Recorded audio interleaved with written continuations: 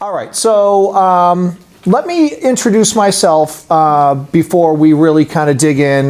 This is not going to be a death by PowerPoint type of a presentation. It's nothing that anyone really likes, so it has to be interactive because you're all here for a reason, and I'm here to entertain any questions you might have. If I have answers, I'll give them. If I don't, or it's something that is going to require thought or more discussion, I'm happy to take the conversation offline, and we can dialogue separate from the meeting today. But just in the way of introduction, a lot of you may or may not have had any experience or exposure to who I am. I am a native Wrentham citizen and resident. That was where I was raised from when I was 1 up until I was 18, and I left for Germany in the Army. So I was stationed over in Nuremberg, Germany, which was a wonderful location. Anyone been to Germany? Really? Have you been to Nuremberg? Yeah, it's beautiful. What a beautiful city. So it was really a great opportunity for me. Went to King Philip with Rob. Rob and I played football together. Rob, football, I sat on the bench. Full disclosure, Rob and I had the same number. They couldn't practically play us at the same time because no one would know who was who. So that's a story for another day, right? Rob has a great story. But anyway, so the long and short of it is I went to King Philip. I loved the school district. I love the town of Norfolk. I love Plainville. I'm basically a tri-town person. I went in the Army, got out of the Army, tried college again, realized that it really still wasn't my time. I did a lot of jobs, and it's funny because some of the jobs that I held before I entered law enforcement in my early 20s, right after I got out of the service, were jobs that I didn't put on my resume. I didn't include them, the jobs that a lot of us have had when we were younger people. But I was an adult, and if anyone remembers the 90s, the early 90s, there was something of a recession going on, and the work was tough, and it was hard to find a job. So I cleaned offices and scrubbed toilets for probably a year and a half because I had a wife and a child to support. And so, as we all know, that we do whatever it takes, right? So I did that for several years, and then scored my first real job as a school custodian. So I cleaned toilets and made better money and started in my municipal life, right? Fortunately, as a combat veteran, back in the day, you had to be a combat veteran to go up to the top on a civil service list. I took the civil service test and wound up doing very well on it, and was hired by Wrentham Police, my hometown police agency. And I was honored and had the privilege to be able to work with my dad for about 4 years before he retired. He died a year after he had retired, which was sad, right? It's obviously sad. But that's not going to be me in my life, right? So I'm looking to live a very long life. So anyway, so that was what kind of started me on my police career. And I didn't start attending college until, seriously in earnest to try to get an education until probably the early 2000s. I had already gotten some credits at UMass in the UMass system, so I decided to go to UMass Boston. If I'm boring anybody, stop me and we can get into this. But I think it's important because I've only been here 5 months and you should know who your chief is. Circling back, and this is me, I'm shiny objecting away. But circling back to the custodian jobs and not putting that on my resume, I interviewed for a chief's job in my middle 40s, which was young, but I wanted the experience and the exposure and thought that I was ready. And now that I've taken this job, realized I really wasn't ready in my 40s. But the town administrator at the time said something very important to me. He said, I noticed a gap of 4 years on your resume. You talk about the Army and then getting out of active duty, and then you start with your police career.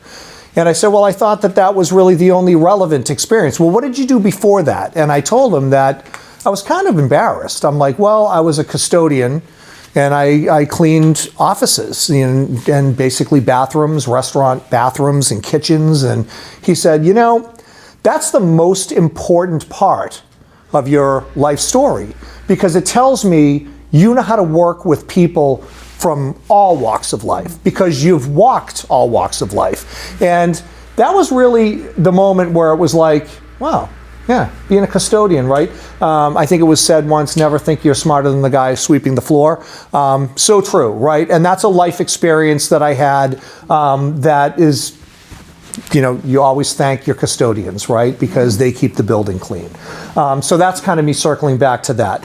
But moving forward in my law enforcement career, I started attending college in earnest again because I'm a learner and I love learning. And so I went back into the UMass system where I was able to earn my criminal justice degree in the sociology department and continued on to a graduate degree in applied sociology from UMass. During that time, I took a sabbatical from police work for an entire summer where I became a policy fellow at the Kennedy School and was able to interface with a lot of great government agencies for an entire summer. It was a nice paid thing for me to be able to do and get some exposure to see how other people think and how other governments work and things like that. So that was a phenomenal experience for me. And then came back to my life in police work. Where I was promoted to sergeant in 2005, detective sergeant in 2012, and then had been throwing my hat in the ring for chief's jobs periodically as they came up because I really felt that my goal is less about you know, some of the things that you might think some chiefs are interested in when they become chiefs. Mine was really just to improve law enforcement and really just bring it to a better place. And that's always been my goal. It's kind of hokey, but I still think that there's a reason for that. And this is where my sociology degree kind of aligns with my thought process when it comes to understanding people and the way people interact, and that recognizing that most people, actually like 99% of people, are just good people that have made a mistake, and recognizing that we're all human beings and keeping people's dignity is really important.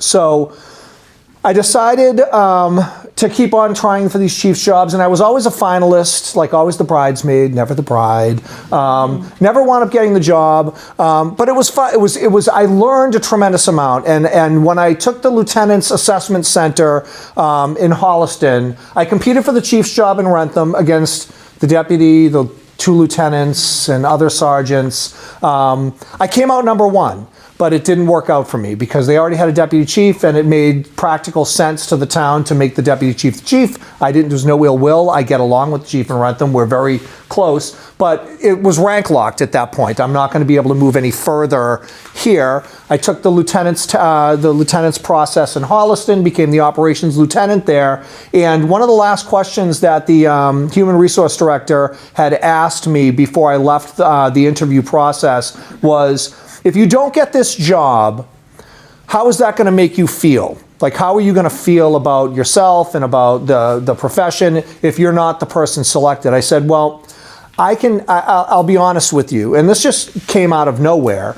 I said, I'll be perfectly honest with you. This process was a very well run process. So I know that whoever you select for this job is going to be the right pick for Holliston. And I said, and every time I've ever competed for a position, I've learned more about my strengths and weaknesses so that I come away learning and knowing what I need to do to improve my own skill sets to do better the next time. So we've both won. And I left and I got the job. And so 3 years later, here I am in Norfolk, and it's an honor and a privilege to be able to be asked to come up in front of you all and talk about myself, but also the police department. This is a department that I've worked alongside for 29 years before going to Holliston, and Middlesex County is like a totally different animal. I didn't know anybody there, so that was a real challenge for me. Coming back here is like coming back home. And I truly mean that. This is where I belong, and I love this community, and I love the Tri-Town area, and have a lot of things that I'd like to accomplish before I leave. Oh, wonderful. Sorry. That's all right. Come on in. Yeah, welcome. All right, I'll go back over my life story. No. I'm just kidding. No, it's on tape, so if what's that? She can watch the rerun. Oh, we can. Yeah, you can just pull it up on YouTube. No, so it really is. It's an honor and a privilege to be here. It's been 5 months, feels like 5 years, but it's like drinking from a fire hose. I know Rob has only been here for probably like on the books. 3 weeks feels like 3 years, right? At least, yes. Welcome to public service, right? I love the challenge. I love it. I couldn't have asked for anything more. I love problem solving. I love working with other people, collaborating, and really bringing the community into the police department. I foresee doing something similar to this, whether Anita's vision moves forward, of basically having an open house once a year where we can invite people in and we can do a presentation about where we are and some of the goals that I've had and what we've achieved, what we've fallen short on, and where I see the police department fitting in the Norfolk community on a bigger scale. So this presentation, I have not rehearsed, I have not practiced. I put slides together that I thought might be interesting. I was going to go around the room and have you all introduce yourselves briefly. I think that would be interesting to know who it is I'm actually presenting in front of. And I guess the question, you just have to say your first name, I guess, would be helpful so I can meet you. But also, if you would just tell me why you're here and what you hope to get from meeting the Norfolk Police Chief and kind of being here tonight. So why don't we start in the front, because you're sitting in the front and you're closest to me. So please. Hi. My name is Liz. I've lived in Norfolk only for 5 years now, which seems like not a very long time compared to a lot of people. And I think the whole academy is an amazing idea and practice, and I've learned a lot, and it's an honor to get to know everybody here, and I'm not sure exactly what else to say. All right, that's great. If you have questions, please ask as we go forward.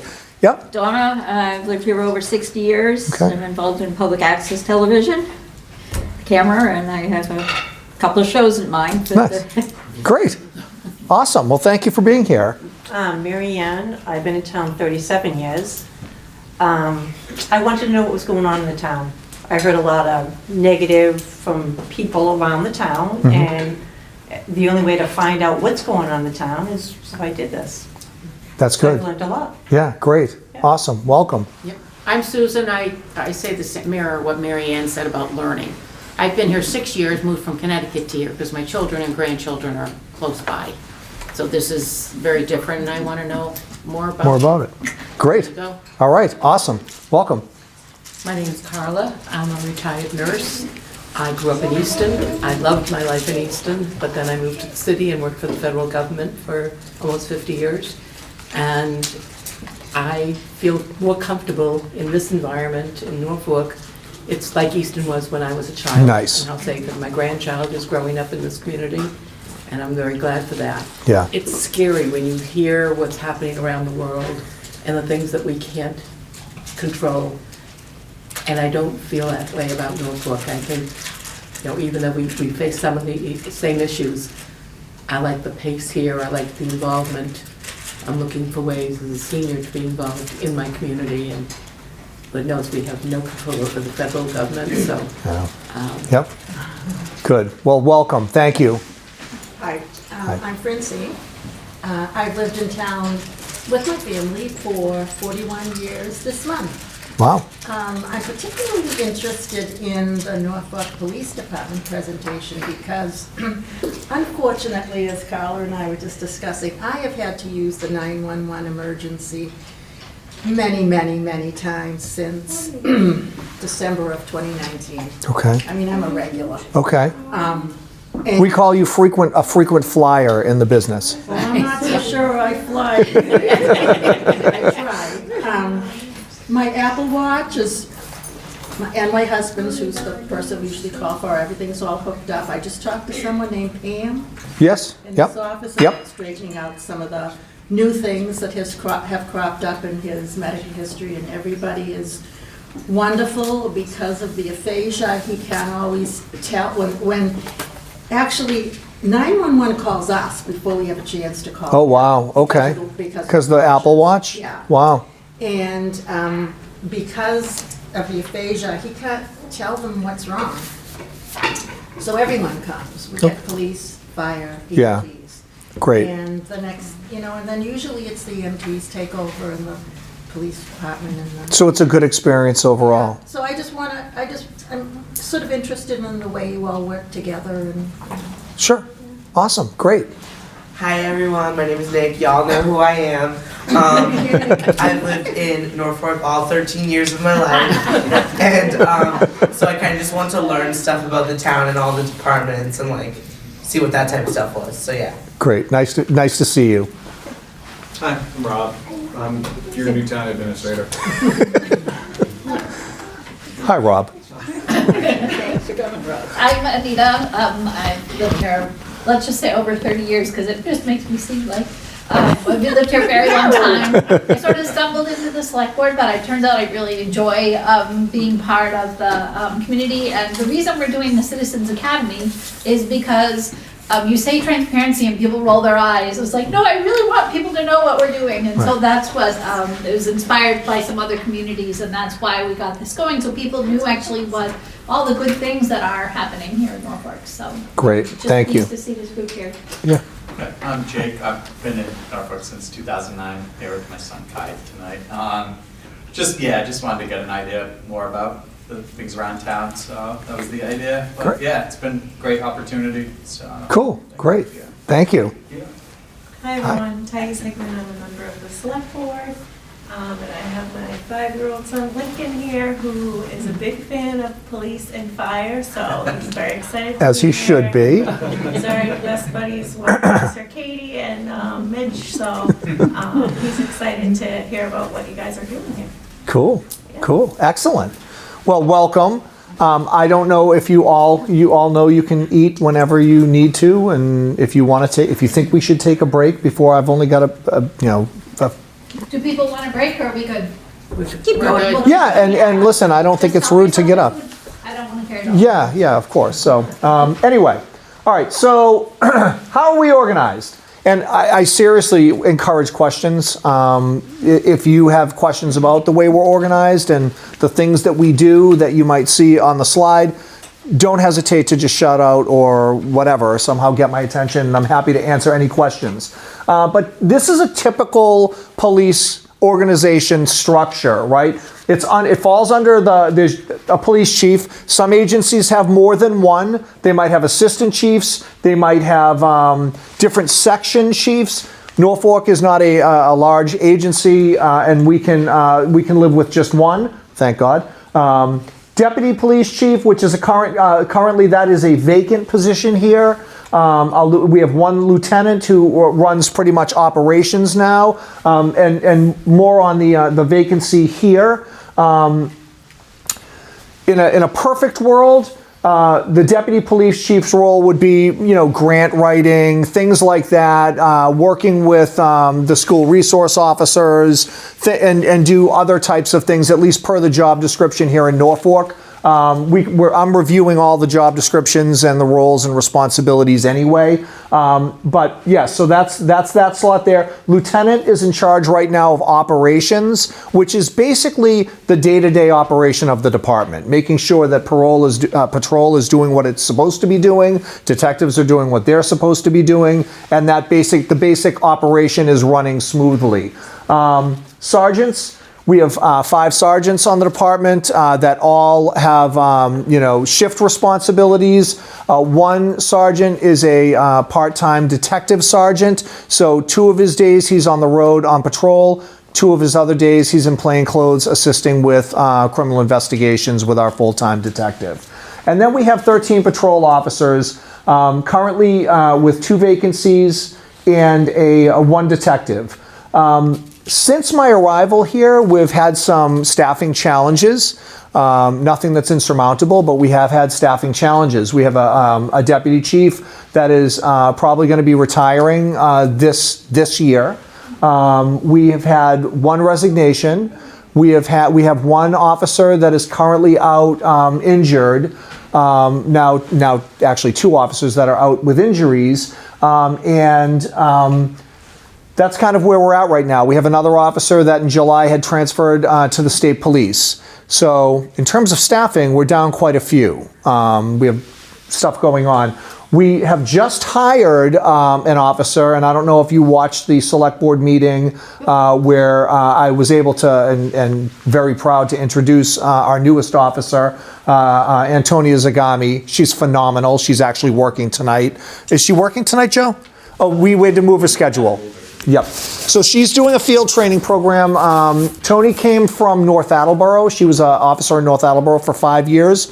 And decided to come to a better department. So we're glad to have her. So she is working out. I mean, she's had 2 days here, I think, so far in field training. She's phenomenal. Like she's phenomenal. You're all gonna love her. So is that 13 patrol officers plus 2? I don't know. Help me out. This is 13 with 2 vacancies, correct? So that's 15 total. Yes. Yes. So we're down to. All told, all in. I don't have the roster in front of me, but yes. And hourly, what is it at night? Like, you can have 13 patrol officers during the day. So no, I'm going to get to the schedule. Oh, sorry. Yeah, homicide investigator, right? Yeah, homicide, Baltimore. Just yeah. like you, though. Went Big to the cities. Army right after high school at 18, 8 years in the Army. Same trajectory. Yeah. Yep, yep, excellent. All right, so for accreditation purposes, I am all in on getting the Norfolk Police Department to become an accredited police agency. It is a slog at times of a process, but it is an important one. I left Rentham. Rentham is not an accredited agency. Holliston is fully accredited and has been for probably 6 or 7 years. Having experienced both worlds, it is tremendously beneficial to be accredited, to get through those hurdles, get those, the best practices and best policies adopted, and it just basically works to the benefit of the community. It really, truly does. This organizational chart was stolen from Holliston because why reinvent the wheel if they've got a good thing going, where I've plugged in names and positions to people that currently occupy those spaces. So I could have printed this out and handed this out to anybody, but I think that I could probably put this on a website somewhere as well. And If you send it to Amanda, we'll make sure. Yeah. It's right up, so. Yeah, I think it's important. I think it's important. It's informational. It's definitely something to look at if you want to know who's in charge of traffic safety. You have Sergeant Webb's in charge of traffic safety. So if it's something that you'd like, I can absolutely provide a copy of this to you. We have it broken down into divisions, right? So we have the patrol division and all of the responsibilities and roles that fall under that division. Special investigations, which include internal affairs, all the way down to domestic violence, specialized types of investigations that require specialized training and things like that. Support services. Facility management, like we have a facilities director in the community, but do we have someone on our staff, an officer or other person that is in charge of just making sure that we don't need anything to notify the facilities director? Currently, we don't have that vacancy filled. So these are things, this is a work in progress, but these are important things just to have the organization run more smoothly. So that's not, the garage door hasn't opened for a week. Well, hasn't anyone called facilities to let them know? This will solve that problem. Liaisons to the Regional Dispatch Center, which we're going to take a walk through at some point this evening, because I think it's important. How many people have been in the dispatch center? Okay, so if you've never seen a regional dispatch center, it's pretty amazing. And it's the new model that Massachusetts is moving to across the state. So, and there's a lot of money that is available to agencies that are now becoming members of regional dispatch centers. And then we have the administrative division, where all of the administrative functions take place. Everyone should know what their responsibility is, right? And it shouldn't just be, why don't you do this? And then next week they're doing something else. Like, everyone should have a place, right? And I think with organization, with being organized in the organization, it provides, it lessens anxiety and stress because kind of everyone knows where to go when they need something. So it looks tedious initially to people that have not been structured this way or organized this way. But I think once everything falls into place, like, hey, this actually works pretty well, you know? So that's my goal in moving in this direction. So just some more things, and again, it's 2 pages at this point. I definitely intend to, I will email this upstairs to try to see if we can somehow get this pushed out to the Citizens Academy attendees. All right, operations. We're talking about staffing. That was a question that came up. How many people are actually working? It's important for everyone to recognize, and just like similar to fire, although fire people are allowed to sleep. Are they really working? Like, I don't know. But well, that was, you said it was better attended than the police one. Like, all right. Apparently it's more supported. We work 24/7, 365 days a year. Like, we never close. We are always here to call upon if you need us. And certain things, like we have a frequent flyer, right? We have someone that is a user of public services. And we have other people that are reluctant to call because they think they're bothering somebody. And that is not the messaging we want to send out, especially not just in a small community, any community, right? We are here to help. We answer the phone 24/7. This is what you pay us to do, and we're happy to do it. This is why we serve this way. We want to be able to engage with the community and help whenever we can. Our shift rotations they work in 8-hour rotations. So we work from 7 a.m. to 3 p.m. There's a shift change at 3 to 11, and then again at 11 to 7. 11 to 7 is probably the hardest shift to work, right? People that are on that can struggle. So you have to make sure that you're attentive to the needs of your people, right? Because we also work it's known in the business as a 4 and 2 rotation. You might have heard that before. But a 4 and 2 rotation replaced a 5-day work week for policing because of the fact that we are open 24/7, 365. Someone's Saturday and Sunday might be a Wednesday and a Thursday. And that's permanent. Like, they never get a Saturday, Sunday off. Their days off are days off that no one else is off. So what law enforcement did years and years ago, predates my service, was gravitate toward what's known as a 4 and 2 rotation. So every 6 weeks, an officer will get a Saturday and Sunday off. That's still a long wait for a Saturday and Sunday. But the way the math works and the rotation works, you have 3 weeks where you're getting a Friday, Saturday, Saturday, Sunday, Sunday, Monday. So you do get that weekend, that taste of the weekend. But does this create stress? Yeah, of course it does. Because you have families, you have spouses, you have significant others and friends that don't have this work rotation. So these are things that, especially as a chief, we have to keep in mind that our personnel need breaks. They need to be able to, have vacations and things like that. But do staffing issues cause difficulties in businesses that have to be open 24/7 when you don't have staff? Yeah, because everyone is now forced to work. And that has happened. Officers are now, in the staffing issues we're having, are being forced to work. They'll work till 3 o'clock in the afternoon and be told you have to stay now till 11 o'clock. That creates childcare issues. It creates other family issues and stressors that I need to be very cognizant of, and we try to fix those problems before they become severe. So those are the challenges that we deal with. This is what our scheduling software actually looks like. It's confusing for even me to look at times, but typically it's color-coded. Everyone that's on the schedule is represented here, but this is a typical work week schedule. You'll see some people are on overtime, like thank God it's in red, so it calls right to my attention for the budget, but there you go. And then you'll have people on vacation days, time off. All your time off and vacancies are in yellow, so you can kind of monitor what's going on the shift from day to day, all right, and scheduling. So that's what a typical work week looks like. What we do. I've spent my career in small towns. Rentham was the very first small town that I started working in. And Rentham does not look like Rentham that I grew up in, right? Obviously, people that have been here for, decades, Easton, right? You said you started in Easton, you came to Norfolk because it reminded you of Easton. Easton doesn't look anything like Easton years ago. Rentham looks nothing like the Rentham I grew up in. It really doesn't. Norfolk looks more like the Rentham that I grew up in. But Norfolk is growing. So these towns are changing.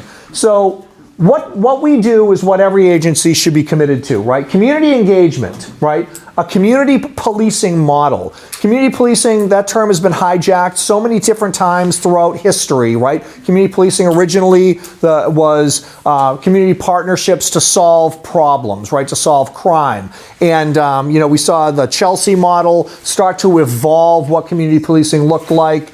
We saw the police department directly interfacing with communities that basically helped them solve their own problems before they became police problems.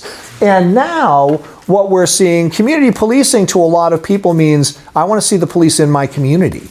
I want to be friends with my police department. And that's what it should be, right? There should be this trust, this layer of trust building, especially when you can do it and afford to do it in a small community. We need to be out in the community and really interfacing with the people that pay us every single day to be out doing the job. So I'm committed to that. That's part of me, and that's part of what I'm all about here. I brought that. It's part of Holliston. The chief over there is phenomenal. He is a very community engagement oriented chief. I thrived in that department because I was able to host town meetings for juvenile operators license laws for parents that had questions. We'd host meetings for this. It was just phenomenal. We're bringing that to Norfolk. We will have that available in Norfolk. But it builds trust, collaboration, and a willingness to be transparent and not secretive in what we're doing in law enforcement. Because if I can be out in the community and I know the community, I have nothing to hide from the community because I know they have my back, and vice versa. The police have the community's back. That's the benefits of community engagement.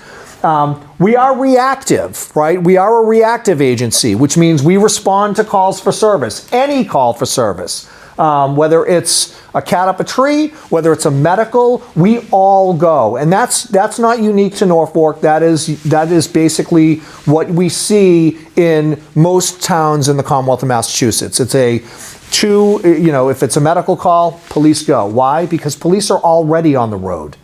We're trained first responders. Some agencies have AEDs in their cruisers, and we're able to intervene and help the community. Reactive posture. We also are proactive. Proactivity becomes more challenging, obviously, when your staffing level has been reduced, right? Sometimes you're just out taking calls and going from call to call. You don't have the ability to be as proactive or dedicate a cruiser to be monitoring traffic at an intersection for 2 hours, right? Where there's community demand for that. You may not have the ability to fulfill that aspect of the community, but this goes back to community engagement, right? If I am able to tell the community, hey, I would love to take care of that intersection, we just don't have the manpower. The community is going to understand and respect that because they know they can trust me. They know they can trust me. And that my messaging is authentic. Right? It's authentic. We do criminal investigations, things that you may know about or you may think about, but things that you may not think about, right? People being swindled for thousands of dollars from internet fraud. All of these things are investigated and run down.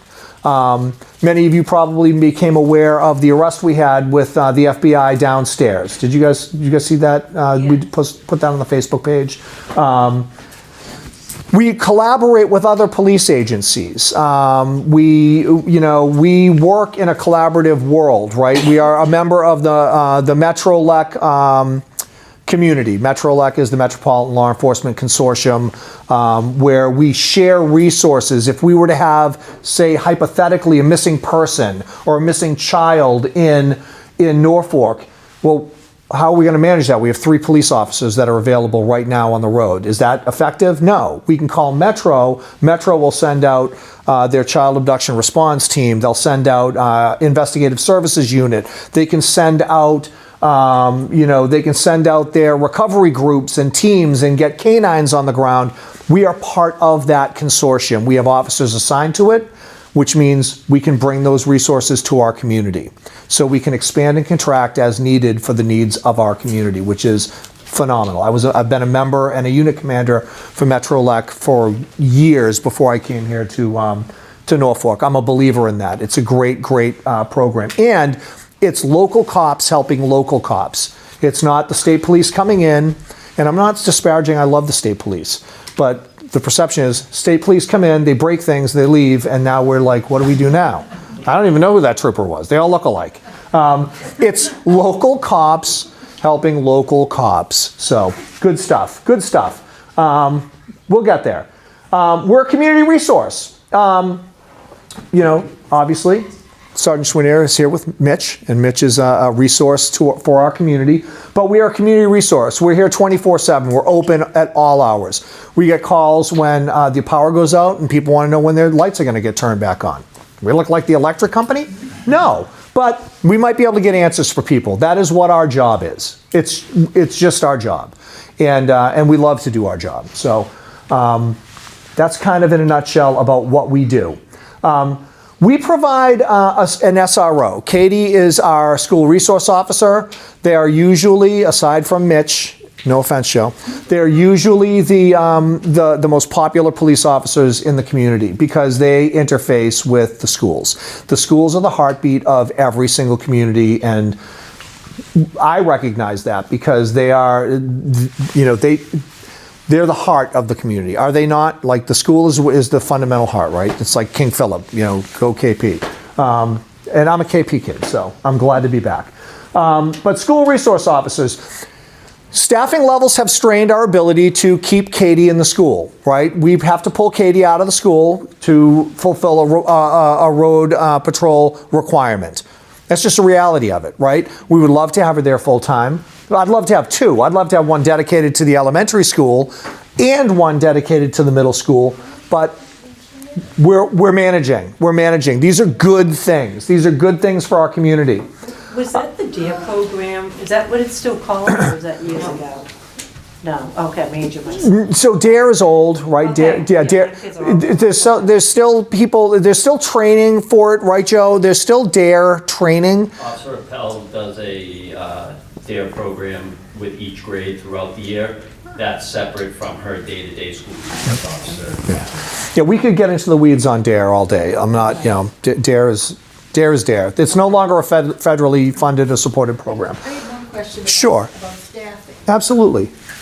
You've mentioned several times that, when you thought you need to pull someone from another job to fulfill another. What would be the best case scenario? How many would have to be on duty at any given time during that span of 4 days when you have a group working? So when I arrived, and I don't think I'm the catalyst that ran everybody out of here. Like when I arrived, there were things that were happening, right? So when I arrived, the optimal staffing level was the day shift had 2 patrol officers and a supervisor. And the reason that it had 2 these are people out uniformed and suited up and responding to calls for service, is because typically on a regular 5-day work week, Katie is on duty. Katie's here. Lieutenant Van Ness is here, and the chief of police is here. So if anything really bad happens, we are able to just get into our police cars and go and respond. So we run 2 patrol officers that are actively responding to calls and one shift supervisor. On the evening shift, this is when I arrived, we would have 3 patrol officers and 1 supervisor. And that would expand and contract at times based on staffing levels. Weekends typically you'd want to have, you'd think you'd want to have more people on the weekends because things can get crazy or whatever. But statistically, I don't think Norfolk really saw that trend. I think they actually saw like Tuesdays and Wednesdays or something were the busiest call volume days. So, data-driven policing is something that you'd want to, obviously adapt to. So the overnight shift was 2 patrolmen, or 2 patrol officers and a supervisor. We are down right now running at 1 officer short on the overnight shift and 1 officer short on the evening shift. And if we lose an officer on the day shift, we pull Katie out of the school to replace that officer. See, even that doesn't sound like enough to me. You know, I mean, 2 does not The sound night, like a lot. the nice thing is we can leverage. We are able, as a police organization, and through connections and mutual aid agreements, we can leverage resources from our surrounding communities. If something were to really happen, we would be able to leverage our partners, our community partners, and have responses that were almost as quick as if a Norfolk police officer was responding. And the other question I had was when you were talking about accreditation. Sure. Can you give one example of something that you would have to work towards accreditation for? Well, I can give you 296. I'll take one. Yeah, no, accreditation, as we've seen, really, there's been a lot of catalysts that have moved departments toward accreditation, from the Rodney King incident back in California, some of us are old enough to remember, all the way up to the most recent events where law enforcement came under the microscope, right? And the Peace Officer Standards and Training Committee was formed in Massachusetts to monitor to basically certify all police officers. In order to, basically it creates a mechanism of rules, regulations, and policies that an agency has to live by. And okay, well, they have a policy, right? This is typical, and I'm not going to bash the school districts, but schools have policy books that are like this thick, right? But they run. And if you asked any administrator what is in that book, they would have to look and try to dig things out, right? They run themselves. There, at least in the school districts that I've interfaced with over the years, and I'm not picking on school districts, Anita, I'm just as personal experience. This is anecdotal stuff. But, this is the way we do things here at this school district. And yes, we have a policy on that, but this is the way we actually do it. An accredited police agency doesn't have the ability to say that, right? We don't just go play loosey-goosey with the rules, because there's a system of what's known as proofs. So everything is pretty much documented on a regular basis and subject to periodic audit. So you can lose your accreditation if you don't audit your evidence room multiple times a year. If you haven't audited your evidence room, your whole police agency is no longer accredited. So that's just one example, evidence audits. Multiple evidence audits have to be conducted every single year as part of an accreditation standard. Agencies that aren't accredited, they don't have to audit at all if they choose not to. Oh, but maybe I misunderstood that, because I thought you had said you were working towards accreditation. We are going to begin, we are definitely going to begin working toward accreditation in earnest. We have policies, we have programming, we have Norfolk, at least from what I'm looking at, has struggled with implementation and developing a proof system. So this is all part of it. This is not a fast track. Mm-hmm. This is time consuming. There's stages to it, but I'm determined. And okay, anything financially, does it better us if we are accredited financially through the state, or? Yes and no. It definitely reduces your liability. Mm-hmm. So the town is going to be less likely to be sued for doing something they shouldn't have been doing, because accreditation makes sure that you're doing the right thing, and there are consequences to officers that do not do the right thing. But in terms of, you say, grant benefits and things like that, no, not necessarily. Nothing that I've ever experienced. But I think from just being able to sleep at night as a police chief in the world that we live in today, I would be able to sleep much better knowing that my agency was accredited than not accredited. It's best practice. 100%. And definitely reduces the liability of the town, encumbers when you don't have an accredited agency. Listen, we have policies in place now that Norfolk has nothing to worry about. I just think that it will bring us to a better place. Do you think you'd lose police officers because you're so strict and you're running a tight ship, where sometimes which is good or bad, do you know what I'm saying? Again, I lived in an accredited agency, fully accredited, for 3 years. And I am not a black and white, no bound, that these are the walls that we have to live within. I'm not that person. I am fast on my feet, like there's always gray areas and things like that. The policies account for that. These policies accept the fact that police officers are human beings and need to be able to make decisions. It doesn't lock you into a box, but on the real things, like the things that matter, that have consequences, serious consequences downstream, yes, there's a to B, B to C, those types of the evidence room, for example. Your evidence room policy. We've had, and you could just look back in the newspapers, and I don't want to get into the weeds, but you could look in the newspaper. We've had evidence officers kill themselves because they've mismanaged the evidence room, and now the light shined on them, and it's been debacles. We've had theft from evidence rooms. We've had drug addictions develop from officers that were responsible for maintaining evidence rooms. So evidence rooms, in terms of the accreditation process, is one of the big targets because of that very thing. There's just, which again, Anita, I'm getting into the weeds, right? No, but I just feel like I'm looking at Anita because you could. You're the first one for the Norfolk Academy Yep. who is holding people accountable Yep. for their jobs out of all the different departments. You're coming across as a boss, as someone holding the people accountable for what they do. Okay. No, that's a compliment to you. I appreciate From the other that. I'll take it. departments. Yeah. Well, I think that it's important. I think it's important. I think law enforcement's uniquely positioned in government right now. Is it not? Like, are Very we? much so. One police officer makes one bad decision, and it is national headlines and affects people's opinions of the police, regardless of where you are. Massachusetts is a very highly trained, highly regulated state with policing. We have probably the best trained, best police officers in the country. And I'm not just saying that because I'm in Massachusetts. I'm a practitioner, but I'm also I'm a student of this. I know this as a fact.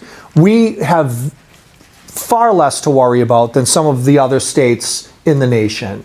Accreditation is something that is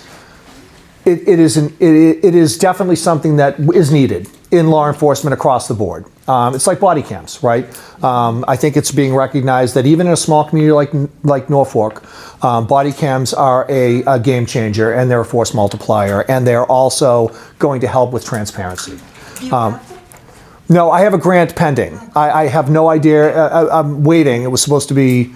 We were supposed to get word back in December. I put the town administrator on this if he has a connection at Grants and Research at EOPS. I used to. I don't anymore. But no, I have a grant pending for that. It's an expensive endeavor, and it would be a huge ask for the town.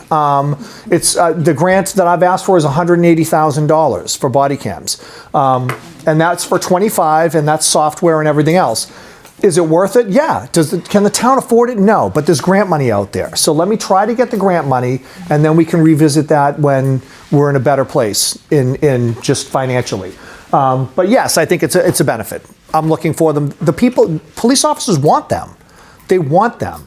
The evidence is there that these things exonerate police officers far more than they implicate them. So it's definitely a good thing. Definitely a good thing. All right. Pulling out of the weeds. All right. Budgets are new. The budget system is new to me. It's not foreign. It's new to me. So this is my first budgeting experience where I'm kind of responsible for saying, this is what I need, this is why I need it. I just met with the town administrator and the finance director. I think it went well. It was, I felt like I was at a car dealership. Not gonna lie. But I was able to walk away and not buy something. Right? Yeah. It wasn't a high pressure thing. So we were asked to prepare. Can I ask a question? Sure, How Thais. does that compare to other towns you've worked in, as far as the budget process? I think it really just depends on what the financial picture of the community looks like. To to be perfectly honest. Holliston was a different financial picture than Norfolk because Holliston does not have a full-time fire department. So Chief Stone, who I love, did not compete with a fire department for a public safety budget. They still had a budget because it's an all-call fire department, but it wasn't the numbers that, you know, we're not splitting the pie. Does that make sense? So here it's a little bit different.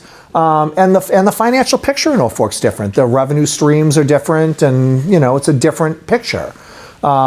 So interim TA Gallagher had asked me to prepare level funded budget, which I was like, isn't that mean you're just basically going to give me the money you gave me last year? He's like, yes. I'm like, okay. All right, we'll see what we can do. So it was a great experience because it allowed me to create different scenarios with Julie, the executive assistant.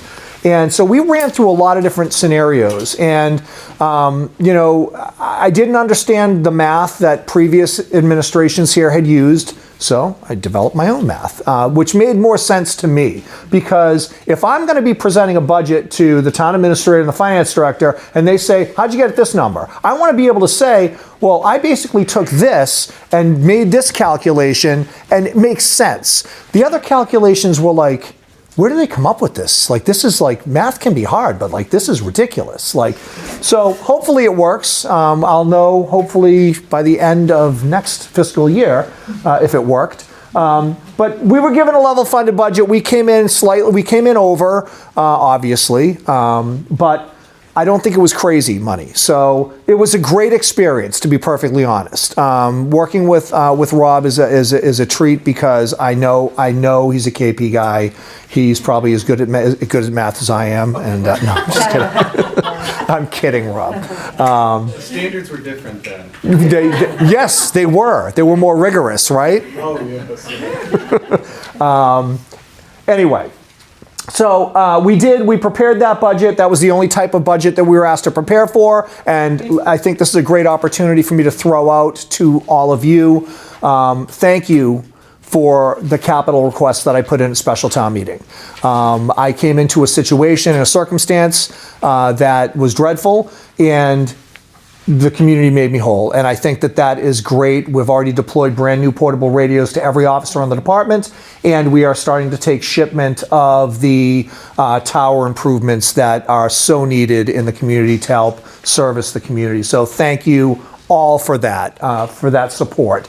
So preparing the budget. Are there questions in particular on this? Because I'm not overly prepared. I mean, as prepared as I could ever be. Yeah. Questions? Any questions, budget-wise?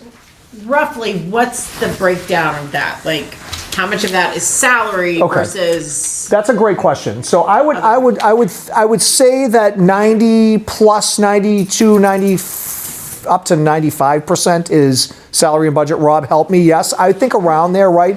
3.4-ish. You don't have to. You can dig that out later. I think it's about 3.4-ish of that is salary. Yeah, is salary.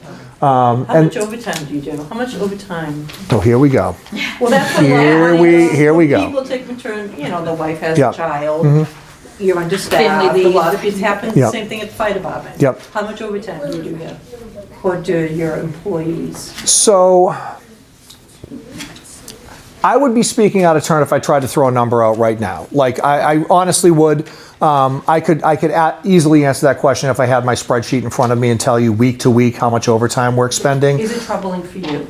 It was when I first arrived. Okay. It was when I first arrived.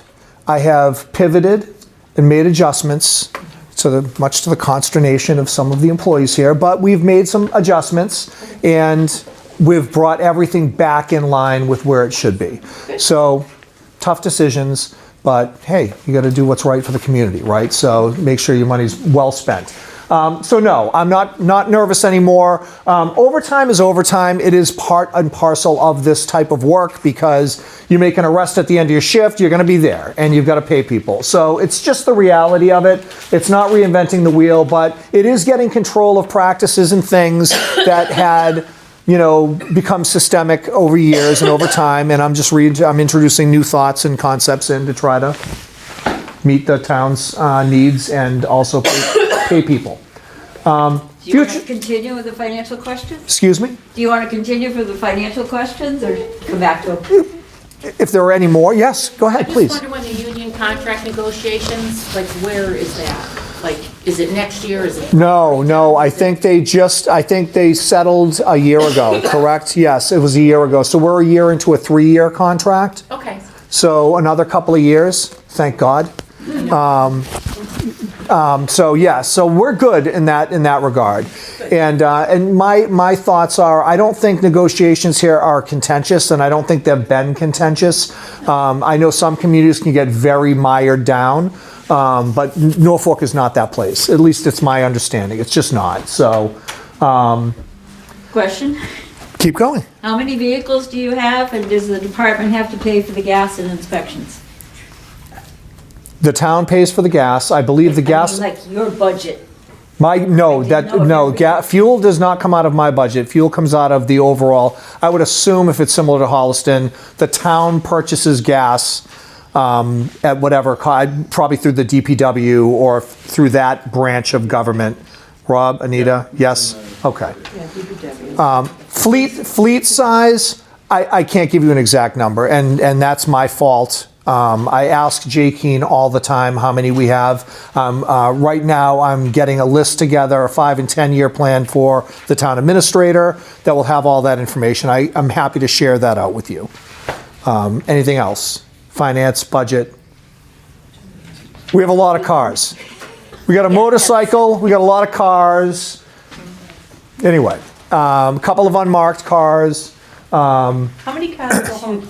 Excuse me? How many cars go home? So right now we have Sergeant Swinier has the canine vehicle, so he can get the dog to and from work.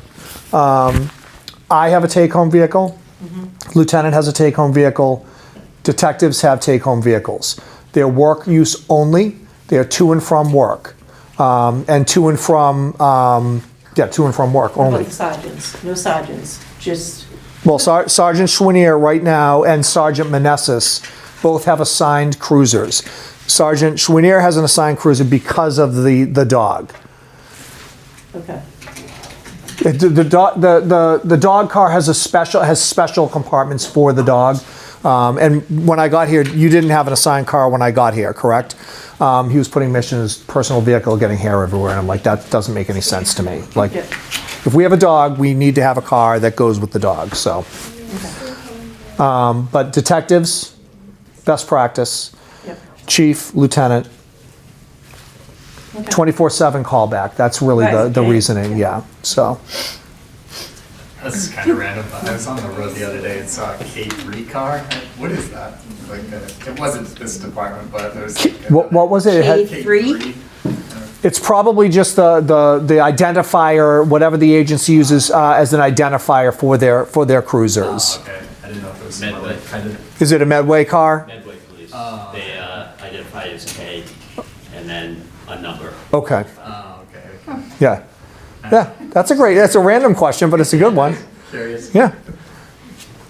So, watching the hiring practice, is it the town administrator that hires the police chief? Yes. And then does the police chief hire everyone in their department? I don't think anything is in a vacuum like that. I think historically and under the strong chief's provision, I think that I'm working with the town to hire police officers, but the hiring, I think the hiring process, the hiring authority for police, promoting things like that up to the rank of chief is me, and then the town, through the select board, hires and appoints the chief of police. Anything else? I'm happy to, we can keep, like, those are great questions. Because all agencies aren't structured that way. Rentham is structured that way. There's some other communities around us that are structured that way. A lot of agencies have swung back that way to the was it 97A statute for chiefs, because it takes pressure off of an already strapped town to try to staff an agency. They hire a police chief that they trust to hire their police officers. Because hiring a police officer is a process. It is not a fast thing. It's a very long process. So, but nothing's in a vacuum. I mean, constant. Last year you were 93% personnel, 7. So I knew it was somewhere between 90 and 95% of our overall budget is in salaries. I think we had a grant for a mental health regional officer to help multiple towns. Yes. Did we lose the person? Did we lose Yes. the grant? Yes. Yep. Both of those. And the state has been hinky about refunding mental health clinicians to respond with police officers. I have ideas, and I'm going to actually have a communication with the TA and the select board about some of the thoughts that I have about mental health clinicians. We should have one. I think they're definitely, again, they're like a force multiplier when it comes to responding to a lot of different types of calls in the community. So, but that's another conversation. Grants, again, have been defunded, and then all of a sudden there's funding, and it's keeping up with that is very difficult.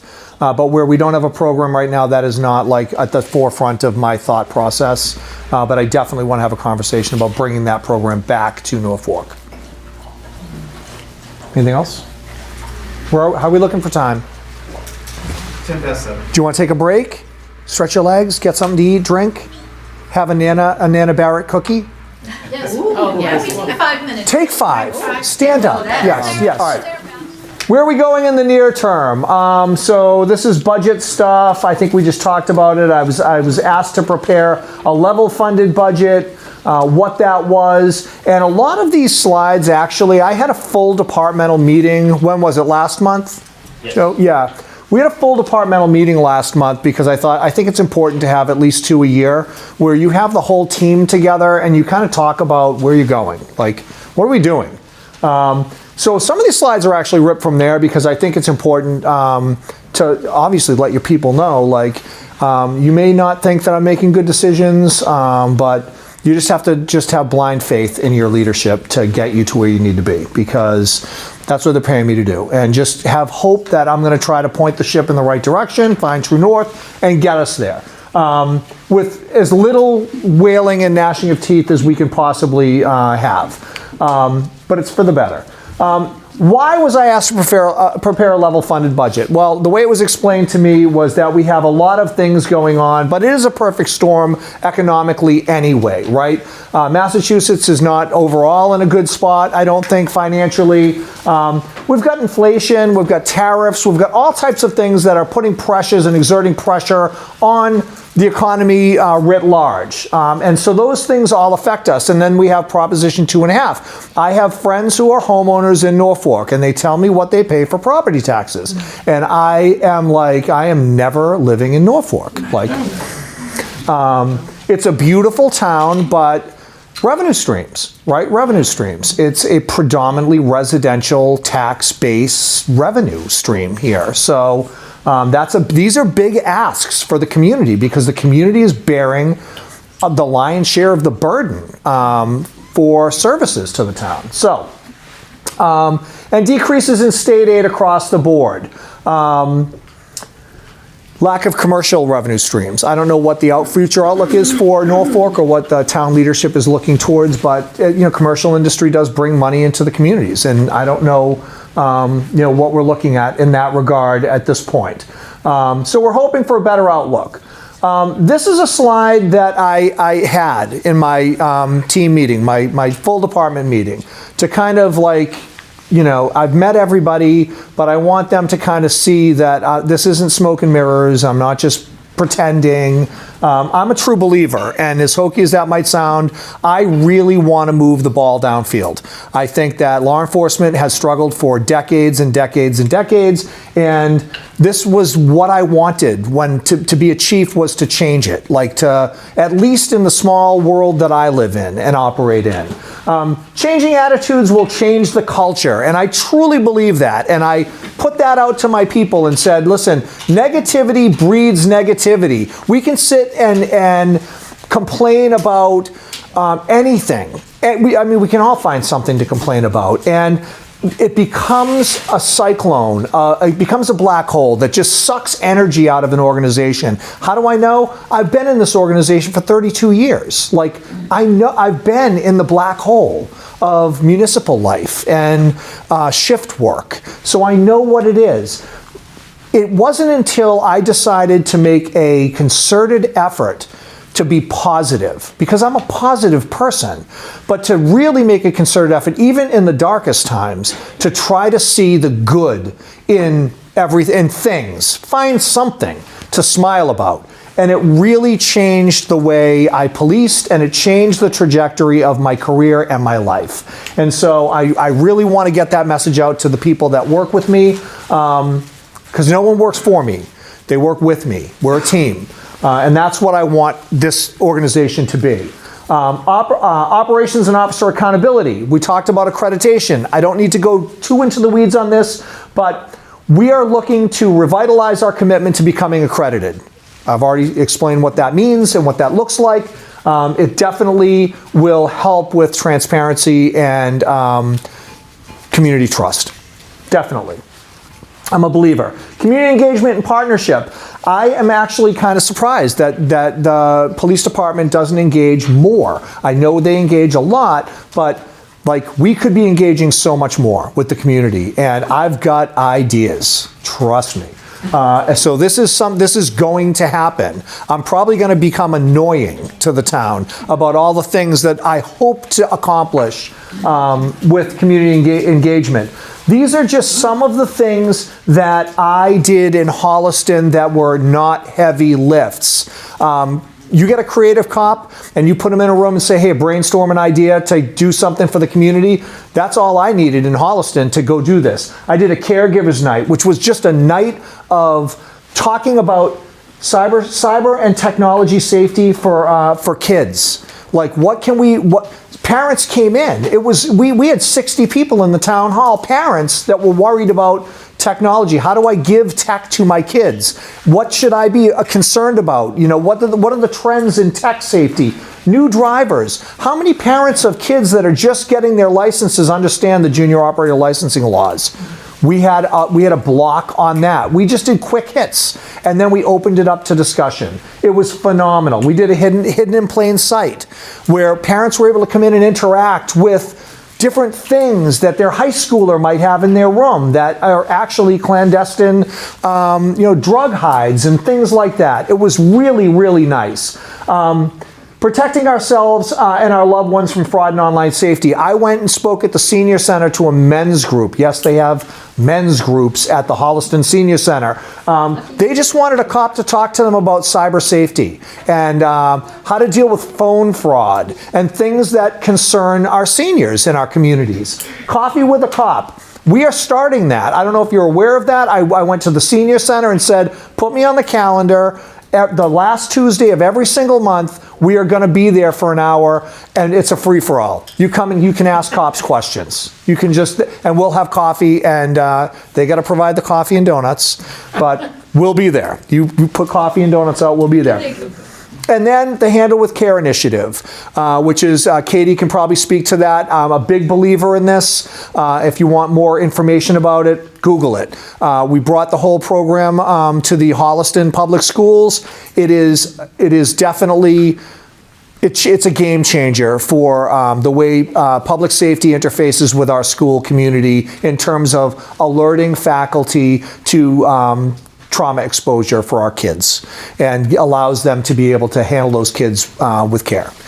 So we are bringing that, kicking and screaming. But honestly, I spoke with it. We had a meeting with Ingrid down at the Freeman Kennedy.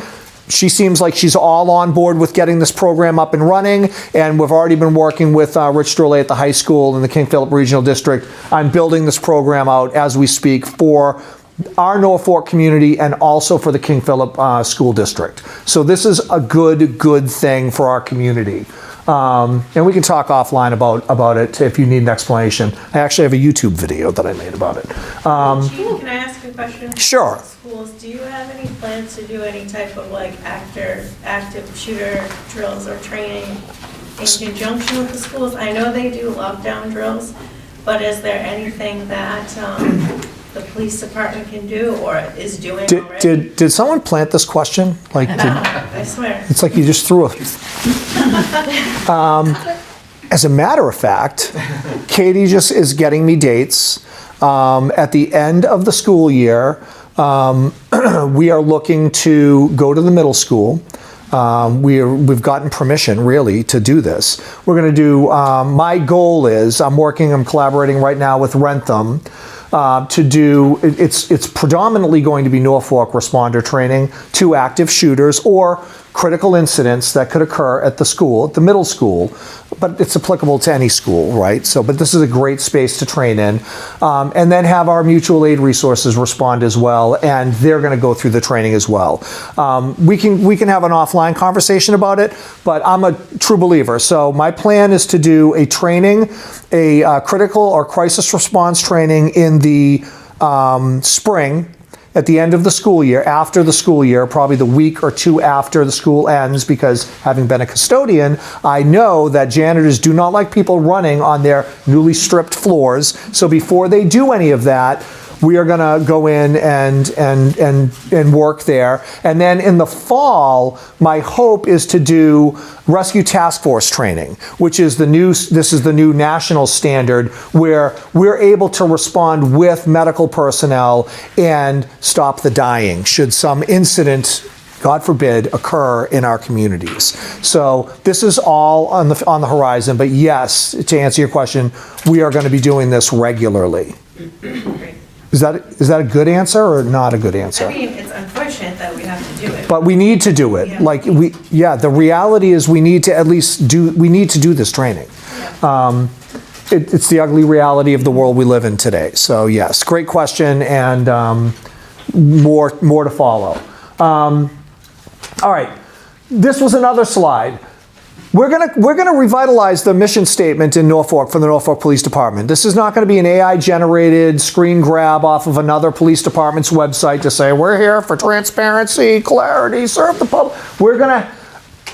My team is going to develop a mission statement that makes sense for my team, because having a mission statement that I give to the select board and say, this is our mission, I don't have buy-in from anybody here. They probably don't even know what the mission statement is. I'm gonna have my team make the mission statement that makes sense for the community that we are charged with taking care of.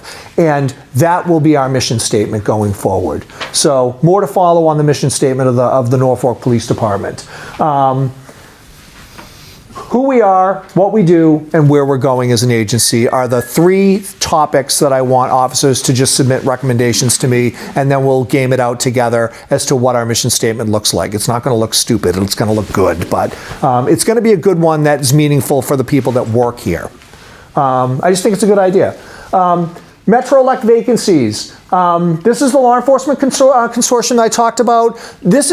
Norfolk, believe it or not, is a very slow-paced community, which is good and bad. You have baby cops that want to go out there and do a lot of good police work, but there's not a lot of good police work to do that's regularly happening in a small community that is not, demanding. It's not a very demanding community. Thank God. Like at 32 years, I'm ready for let's relax a little bit and focus on other things.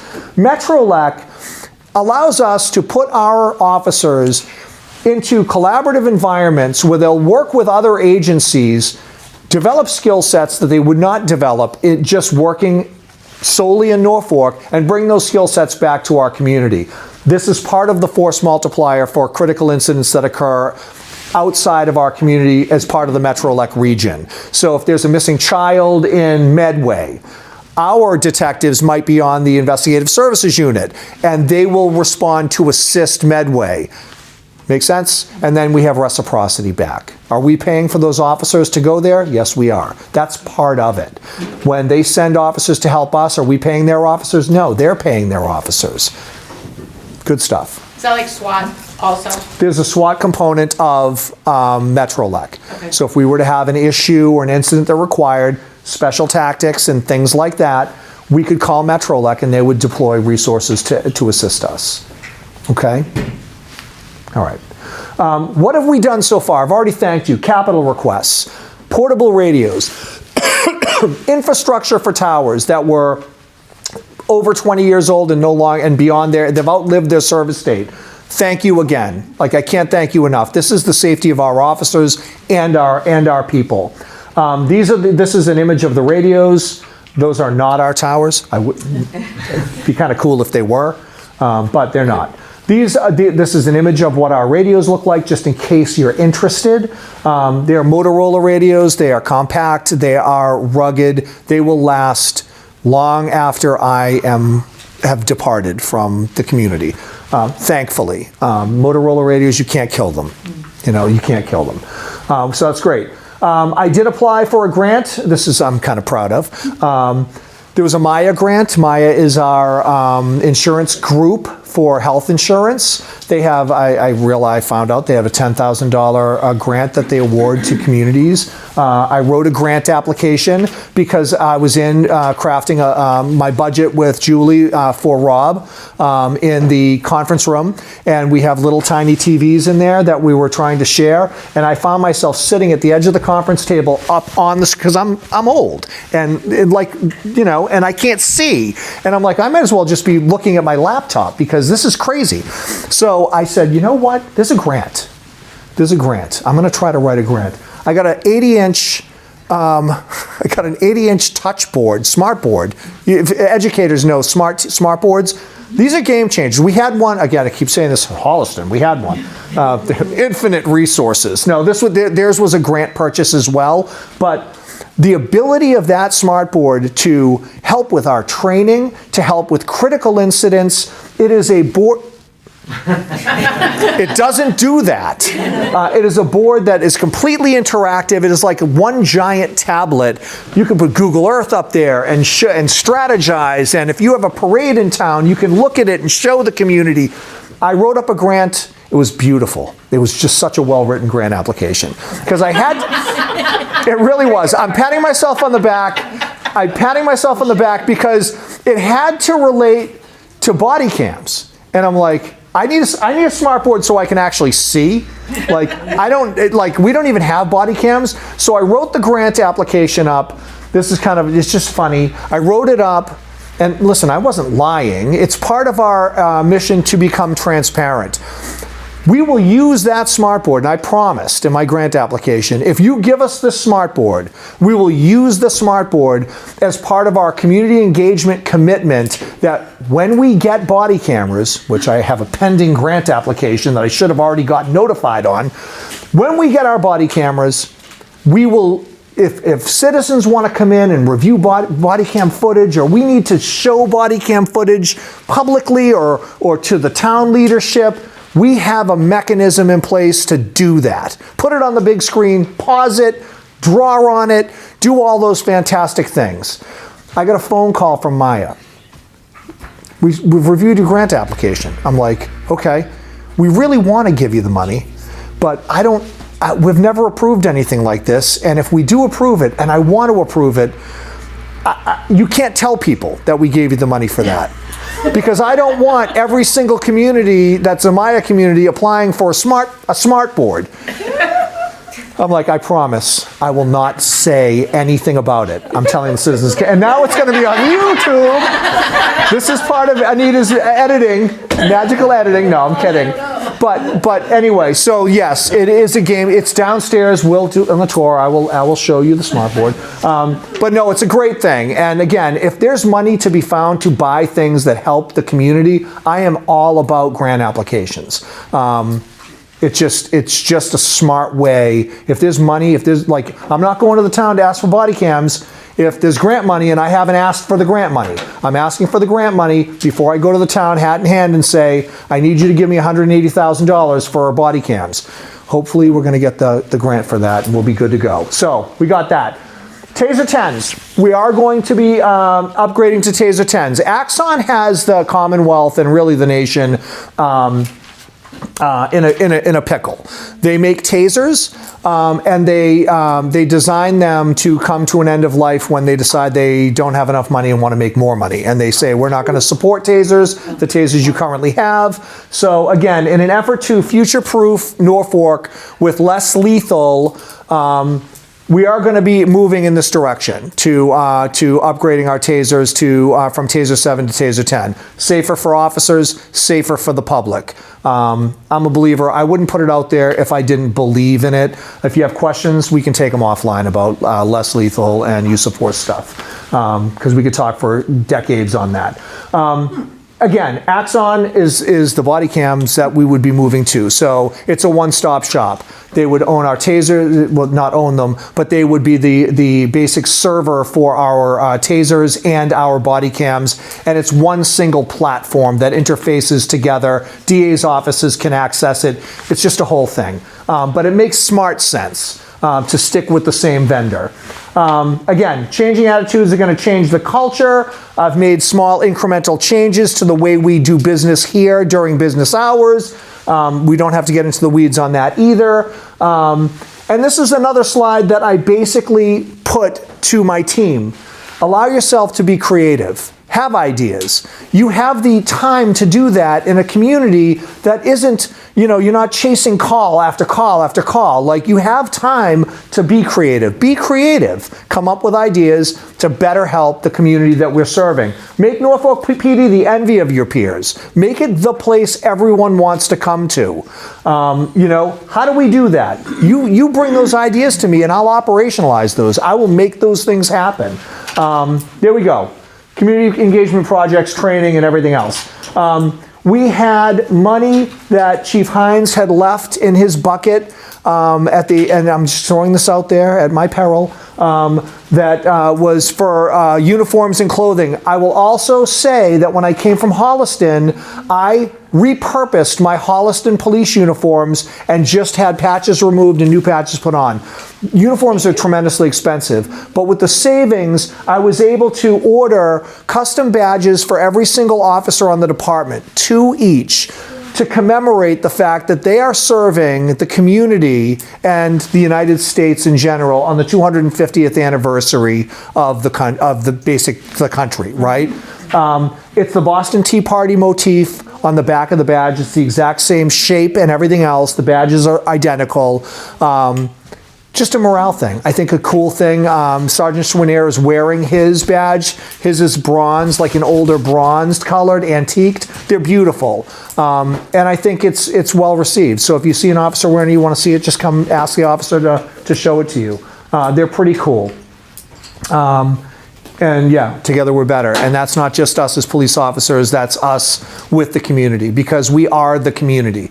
We're just part of the community that wear police uniforms and go out there and serve. So with that, that's all I have for you. Questions? Stadium events, how do they affect our staff in general for the standard concert and football game? And now we've got international soccer coming. Okay, international, so World Cup is going to be, stand by. We'll let you know. Because I don't know yet, and I don't think anyone really has an answer about the total impact of FIFA. Stadium events don't affect our staffing levels at all. All of those are privately paid details by Foxborough and Gillette Stadium. So we have officers who volunteer to work at the stadium or work at traffic posts in Norfolk where traffic is impacted, is paid for by Gillette Stadium. It's not paid for. The brunt of the fee or the cost for officers that have to man traffic posts in Norfolk because our traffic is impacted by the stadium is paid for by Gillette. Like Everett and 115. Paid for by Gillette. So, didn't know that part. But what if we have Eversource? How much do you get for a detail an hour? What do you charge Eversource? I don't know how the calculation is. Sergeant Schwinner. With the contract. What's that? The officer takes home about 62. $62 an hour? Yes. And what Yeah. is it an hour, 100? So it's usually the calculation, and I'd have to look at the contract. We can get into this. The contract. Well, the contract is online for detail rates. Usually, it's a calculation based on someone's time and a half rate, plus like Rentham was $1.50 plus $1.25 or $1.50 an hour. That's how the calculation was. It makes payroll easier because it's the same amount of money for every single officer that works it. Okay. Anything else? Oh, electric cars. We're not doing electric cars, are we? I have not been ordered to purchase electric cars. Electric cars in law enforcement have become kind of a thing. ICP's got some opinions on it. Mass Chiefs has opinion on it. Right, If, I've heard they're not- if it becomes a thing, Rob and I will talk about Yeah, I've heard that it's not downstream. good, so hopefully Yeah, I don't think electric cars are practical for law enforcement. Right. I think, you know, yeah, we can, We don't wanna waste that's another discussion, yeah. You don't have any charges here, right? That would be another thing, right? That would be another thing altogether. Questions? Thoughts?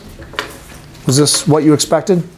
Not enough? Too much? I liked it. No, it's great. Okay, all Can I right. ask you a really easy, Sure. stupid question? There's no such thing. If you have to lock somebody up, where do they go? Jail.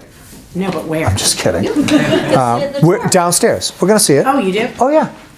Unless there's somebody in there, but we're gonna tour downstairs so you can see where we all work. But we're gonna go through the Metacomet Communications Center. I think we'll do a quick walkthrough there. Joe, do you mind like just ringing that bell? They know that we're coming through, but just to let them know we're ready. Yeah, so we're going to take a walk through the communications center. We probably just have, we should keep our voices down, try to keep the sound to a minimum, and they'll just explain. I'm sure they'll have the ability to take questions and things like that, but I think it's really important for you to see it because you pay for a portion of it. So I think it's important for you to know where your money's going. What's that? Yeah. Is there a chance that they'll move out? I've heard very little about the Metropolitan moving to merge with what's in Foxborough.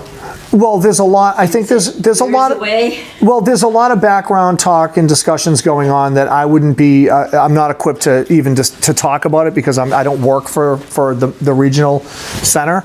But nothing in the near term that I'm aware of. So. Should we leave our things here? Or should I think you're perfectly safe. This is a secure space, so you're welcome to leave your things here.